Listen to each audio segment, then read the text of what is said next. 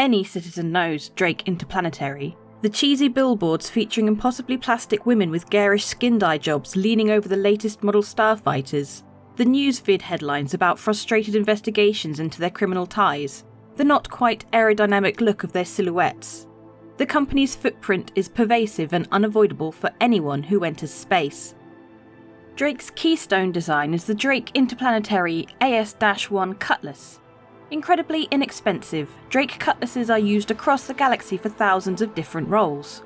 From search and rescue ambulances to mining prospector conversions to short-hop food transports, the modular nature of the Cutlass means it can be anything to anyone.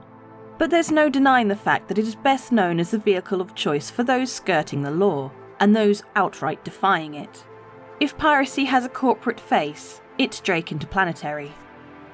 The Cutlass's beginnings aren't as sinister as its present status.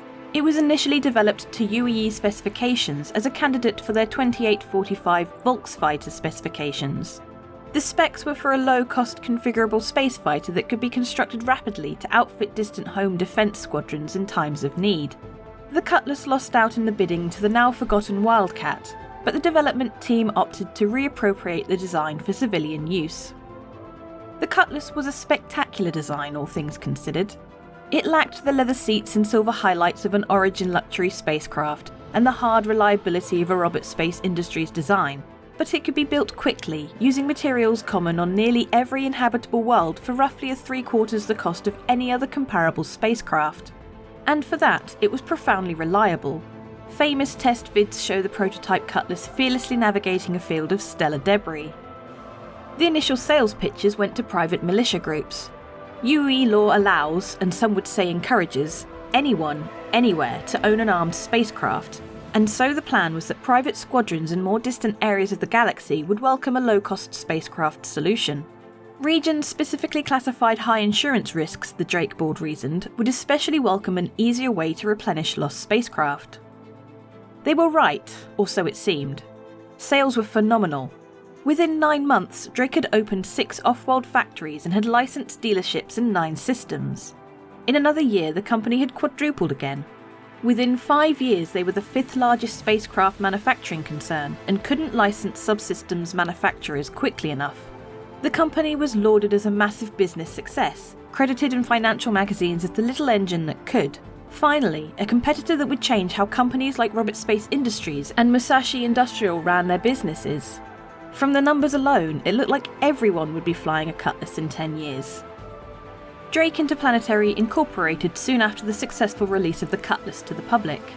Lead designer Jan Dredge became CEO, with a 7-member board consisting largely of aerospace engineers who had worked on the project.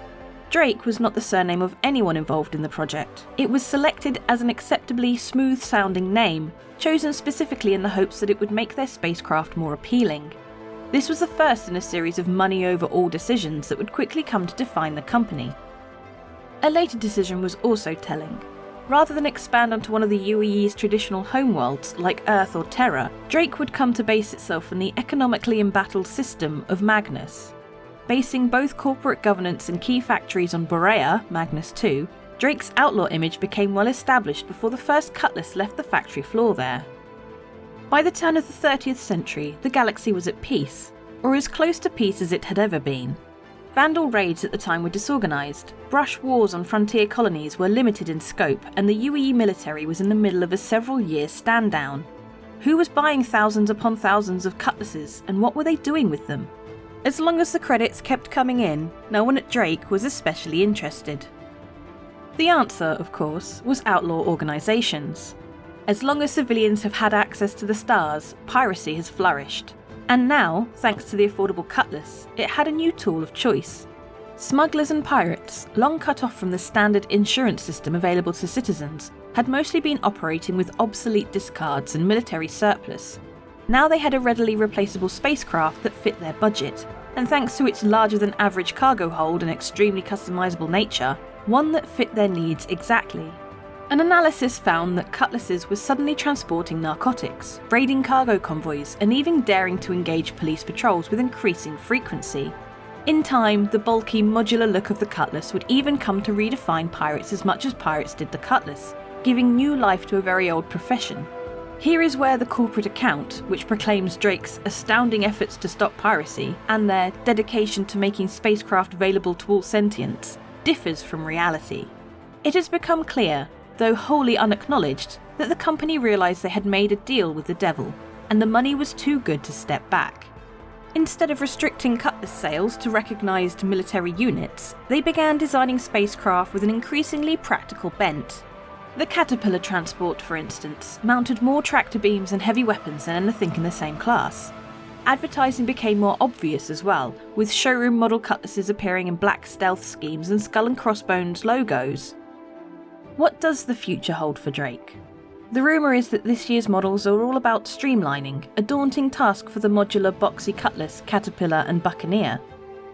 Could ship models finally going for look and feel over affordability signal a move away from tactic approval of their use by illegal operators?